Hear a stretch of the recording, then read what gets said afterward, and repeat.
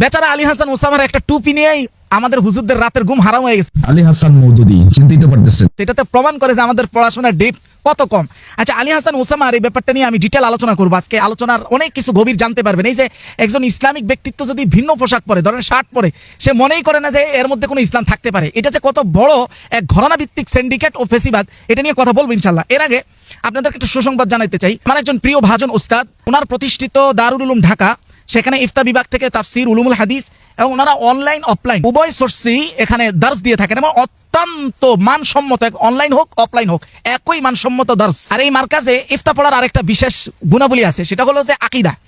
আপনি জানেন না যে এই যে আমাদের কওমি সন্তানরা আমরা আকীদা করি, আপনি কি জানেন কওমি মাদ্রাসায় যেই পরিমাণ গুরুত্ব দিয়ে মানতেক পড়ানো হয়, মানে তর্কশাস্ত্র, এর 10 ভাগের 1 ভাগ গুরুত্ব দিয়ে আকীদা পড়া হয় না, বা এর 10 ভাগের 1 ভাগও দাওরা পর্যন্ত আমরা আকীদা সম্পর্কে জানতে পারি না। এটার কারণ হলো মাত্র 2-1টা আকীদার কিতাব পড়ানো হয়, এর মধ্যে আকীদা তো তাহাউই অনেক মাদ্রাসায় পড়ানো হয়, অনেক মাদ্রাসায় পড়ানো হয় না, কারণ এটা ভোটের আওতাধীন না। ভোটের আওতাধীন অর্থাৎ মেশকাতে পড়ানো হয় আকীদাতুন নাসাফিয়া। আর আকীদাতুন নাসাফিয়া যারা পড়েছেন, এটা শুরু দিয়ে যে আলোচনাগুলো দীর্ঘ সময় পর্যন্ত, এগুলো না আকীদার কাজে আসে না অন্য কোনো কাজে আসে, এবং বেফাকের ম্যাক্সিমাম প্রশ্নগুলো ওগুলো থেকে আসে। কিন্তু আলহামদুলিল্লাহ আমার ওস্তাদ আকীদার উপরে বিশেষ মহারত অর্জনকারী জামিয়া আজহার থেকে। জন্য যারা অফলাইন অনলাইনে ইফতা পড়তে চান অবশ্যই উস্তাদের সাথে যোগাযোগ করতে পারেন। মানে আলী হাসান ওসামা ভাইয়ের যে টুপি নিয়ে যে কন্ট্রোভার্সি গুলো হইলো, টোটালটা তাই মূর্খতার কারণে হয়েছে আমাদের। আপনি কি জানেন রাসূলুল্লাহ সাল্লাল্লাহু আলাইহি ওয়াসাল্লাম থেকে আমাদের জন্য নির্দিষ্ট কোনো টুপির ডিজাইন রাসূল আমাদের জন্য চাপিয়ে দেন না অথবা নির্দেশও দেন নাই। শরহ সুনানি আবি দাউদ, এই কিতাবটা ইবনে রাসলানের লিখিত কিতাব, এটা 5 নম্বর খণ্ড 171 নং পৃষ্ঠায় উনি একটা হাদিস নকল করেছেন, যেটা ইবনে আব্বাস থেকে। সেখানে বলা হয়েছে সালাসু কলানিস কানা লি রাসূলিল্লাহ সাল্লাল্লাহু আলাইহি ওয়াসাল্লাম সালাসু কলানিস, রাসূলের 3 ধরনের টুপি ছিল। এর মধ্যে ওনারা বলেন যে কলানসুয়াতুন বাইদা মাদারিয়া, মাদারি সাদা টুপি ছিল, আর একটা কলানসুনাতুন বুরদু হিবারাতিন, আরেকটা হলো ডোরা কাটা টুপি ছিল, কলানসুনাতুন জাতু আযানিন, কান টুপি ছিল। কান টুপিটা রাসূলুল্লাহ বেশিরভাগ সফরের ক্ষেত্রে পরিধান করতেন। ফারুব্বামা ওয়াদাআহা বাইনা ইয়াদাইহি দা সাল্লা, কখনো কখনো, দেখেন ইসলাম কত সহজ, কখনো কখনো রাসূলুল্লাহ টুপি খুলে সূত্রা, নামাজের সামনে সূত্রা বানাইতেন, টুপি খুলে সামনে রাখেন। এখন এই হাদিসটাও আবার অধিকাংশ মুহাদ্দিসিনে কেরাম বলছেন তার সনদ দুর্বল, হাদিসের ভিত্তি দুর্বল। টুপি তো দূরের কথা, পোশাকের ব্যাপারে ইসলাম যে স্বাধীনতা মানুষকে দিয়েছে, এই স্বাধীনতা কেউ গ্রহণ করলেও এই ঘরানা ভিত্তিক ফেসিবাদ তাকে এক ধরনের খারাপ মুসলমান হিসেবে সমাজে উপস্থাপন করে। যেমন একটা কিতাব আছে যিকর আয়াত, এটা লিখেছেন আলী ইবনে মুস্তাফা আত-তানতাউই, এর 2 নম্বর খণ্ড 16 নং পৃষ্ঠা। এই কিতাবটা ছাপা হয়েছে দারুল মানারা থেকে। স্পষ্ট যে রাসূলুল্লাহ সাল্লাল্লাহু আলাইহি ওয়াসাল্লাম বিভিন্ন দেশ থেকে বিভিন্ন রঙের যে পোশাকগুলো আসতো, ইয়ামান থেকে, মিশর থেকে, শাম থেকে, কানা রাসূল সাল্লাল্লাহু আলাইহি ওয়াসাল্লাম ইয়ালবিসু মা ইয়াজিদু মিনহা, এখান থেকে রাসূল যেই পোশাকই পেতেন ওইটা পরিধান করতেন। লা ইয়ানহা আনহা, রাসূল এই বিভিন্ন দেশের বিভিন্ন স্টাইলের পোশাক পরতে নিষেধ করতেন না। ইল্লা কানাত শিআরান লিগাইরিল মুসলিমিনা খাসসাতান বিহিম, যদি কোনো পোশাক এমন না হইতো যে পোশাকটাই কোনো একটা ধর্ম বোঝায়, যেমন ধুতি হিন্দুদের ধর্ম বোঝায়, যেমন বুরনুস এই খ্রিস্টানদের এক ধরনের টুপি আছে আলাদা, যেটা তাদের ধর্মের পরিচয় বহন করে।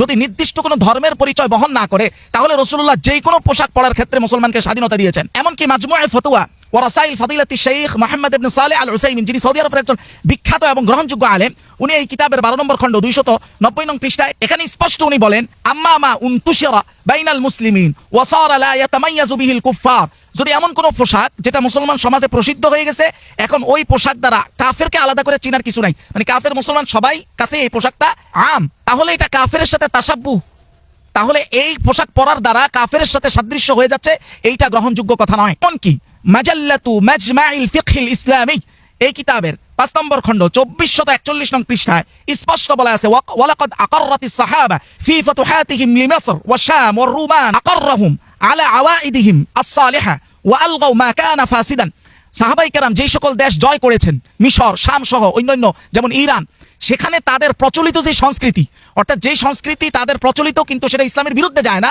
ওই সংস্কৃতিকে তারা উঠে দেওয়ার চেষ্টা করেননি। অর্থাৎ ওই সংস্কৃতিকে সাহাবায়ে কেরাম স্বীকৃতি দিয়েছেন, তাদের মধ্যে তার পালনীয় যদি সেটা আদাত হয়, স্বভাব হয়, ইবাদত না, সেই সংস্কৃতিকে স্বীকৃতি দিয়েছে। আর পোশাক হলো মানুষের সংস্কৃতির বড় একটা অংশ। পোশাক যদি ইসলাম এর বিরুদ্ধে না যায়, অশ্লীলতাকে প্রকাশ না করে, ইসলাম মূল যে ফরজ সতর দিয়েছে ওইটার বিরুদ্ধে না যায়, তাহলে এমন পোশাক পরার মধ্যে ইসলাম কোনো বাধ্যবাধকতা আমাদের উপর রাখে নাই। আমাদের মুসলমান তো এটাও জানে না যে রাসূলুল্লাহ যে লম্বা জুব্বার কথা বলেছেন বা যে লম্বা জামা, এইটা তৎকালীন সময় কাফেররাও পরতো।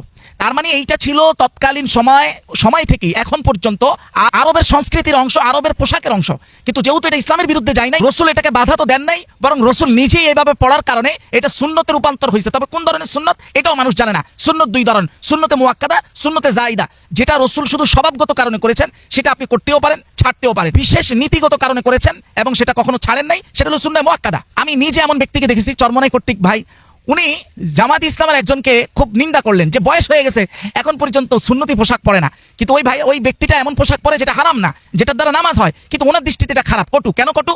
উনি বলতেছেন বয়স হয়ে গেছে, নিসফু সাক মানে নলির অর্ধেক পর্যন্ত পোশাক পরা সুন্নত। উনি এটাও জানেন না যে এই সুন্নতটা কোন লেভেলের সুন্নত। আসেন আবু দাউদের 4093 নম্বর হাদিসের বর্ণনা রাসূলুল্লাহ স্পষ্ট আবু সাঈদ খুদরি থেকে বর্ণিত, রাসূলুল্লাহ বলেন ইজরাতুল মুমিনিন ইলা নিসফি সাক, হ্যাঁ মুমিনদের পোশাক যেন নলির মাঝামাঝি নিসফু সাক পর্যন্ত হয়। তবে বলি রাসূল বলতেছেন লা হারাজা ওয়ালা জুনাহা, কোনো সমস্যা নেই, কোনো গুনাহ নেই, ফিমা বাইনাহু ওয়া বাইনাল কাবাইন, যদি এটার পরেও আরো নিচেও যদি পোশাক পরে মানে নিসফু সাকের নিচেও যদি পড়ে তাহলেও সমস্যা নেই। তবে একটা কথা মনে রাখতে হবে, ফামা কানা আসফালা মিনাল কাবাইন ফাহুয়া মিনান নার, টাকনুর নিচে যেন পোশাক না যায়, যদি সেটা যায় তাহলে তোমরা জাহান্নামে যাবা। এই দেশে তো বহু মুসলমানকে এবং বহু জামাতের ছেলেদেরকে এইটা দেখেই ধরতো যে কারা টাকনুর উপরে কাপড় পরে, বরং এই দেশের বিভিন্ন মিডিয়া এটাকে ট্যাগিং করেছে যে টাকনুর উপরে কাপড় পরতে দেখলে বুঝবেন সে জঙ্গি। তাহলে বোঝা গেল ইসলামটা অনেক সহজ, কিন্তু আমরা আমাদের এগুলোকে দিয়ে আমরা সিন্ডিকেট করেছি, বিভিন্ন গ্রুপ বিন্যাস করেছি আমাদের পার্থিব স্বার্থে। যেমন আরেকটা কিতাব দেখি আদ-দুরারুল আল মুনতাকাত, এই কিতাবের 9 নম্বর খণ্ড 370 নং পৃষ্ঠা স্পষ্ট মূলনীতি বলা হয়েছে, আল আসলু ফি আনওয়াইল লিবাস আল ইবাহা, মূলনীতি হলো পোশাকের ক্ষেত্রে সব পোশাক হালাল, তবে সেই পোশাকটাই শুধু হারাম হবে যেটার ব্যাপারে আলাদা করে ইসলাম বলেছে যেটা হারাম। যেমন যদি অন্যের সাদৃশ্য হয় মানে কোন ধর্মের সাদৃশ্য হয় তাহলে শুধু হারাম হবে। আল্লাহ তাআলা স্পষ্ট বলেছেন, যেটা সূরা আরাফে এসেছে, কুল হে নবী আপনি বলেন, মান হাররামা জিনাতাল্লাহ, আল্লাহর সৌন্দর্য কে হারাম করলো, যে আখরাজা লিইবাদিহি, যেই সৌন্দর্য আল্লাহ মুসলমানদের জন্য পাঠিয়েছেন, সেটার অনেকেই ব্যাখ্যা করেছেন এটা আল্লাহ এখানে পোশাককে উদ্দেশ্য করেছেন। তাহলে টোটালটা আমাদের একটা সিন্ডিকেট। এই সিন্ডিকেট আমরা যারা টিকিয়ে রেখেছি এটা আমাদের জ্ঞানের স্বল্পতার কারণে। আল্লাহ আমাদেরকে এই সকল কিছু থেকে বের হয়ে ঐক্যের দিকে আসার তৌফিক দান করুন।